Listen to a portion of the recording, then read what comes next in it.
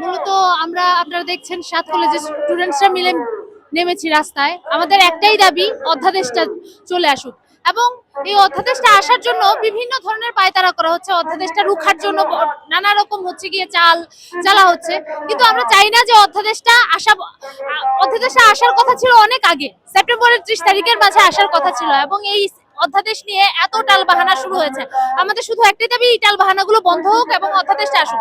এবং অধ্যাদেশের মাঝে বিভিন্ন ধরনের অগণতান্ত্রিক সিদ্ধান্তের কথা বলা আছে, আমরা সবাই দেখেছি। সেটা হচ্ছে কি সবাই মিলে সমাধান করার বিষয়। সেটা এমন না যে এটা বন্ধ করলেই হচ্ছে গিয়ে সমস্যার সমাধান হয়ে যাবে।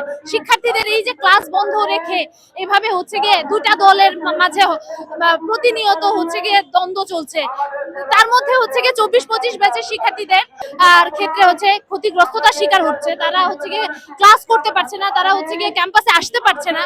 যে কারণে হচ্ছে গিয়ে আমরা চাচ্ছি যে অধ্যাদেশটা তাড়াতাড়ি চলে আসুক এবং অধ্যাদেশের ভিতর যে অগণতান্ত্রিক সিদ্ধান্তগুলোর কথা বলা হয়েছে সেগুলো আমরা চাই শিক্ষার্থী, স্টুডেন্টস এবং হচ্ছে গিয়ে উপর মহলের কর্মকর্তারা সবাই মিলে বসে এটা একটা সুষ্ঠু সমাধানের মাধ্যমে আমরা পুরো একটা বিশ্ববিদ্যালয় যেন পেতে পারি, সেটাই আমাদের দাবি। তারা আশ্বাস দিয়েছিল এবং সেই আশ্বাসের ভিত্তিতেই আমরা দাঁড়িয়েছিলাম, কিন্তু তারপর হচ্ছে গিয়ে কিছু তো উপর মহলের কিছু স্বার্থজনিত কারণে সেটা অধ্যাদেশটা আসার ৩০ তারিখ বললাম না আমি, সেপ্টেম্বরের ৩০ তারিখ আসার কথা ছিল, সেটা হচ্ছে গিয়ে পেছাতে এই পর্যন্ত আসতে হলো। আমাদের স্টেট কোনো হচ্ছে গিয়ে সমাধান দিচ্ছে না, দেওয়া হচ্ছে না, যে কারণে আমরা সবাই মিলে এখনো রাস্তায় আছি। আমরা কিছুক্ষণের মধ্যে অবরোধ চালু করতে যাচ্ছি।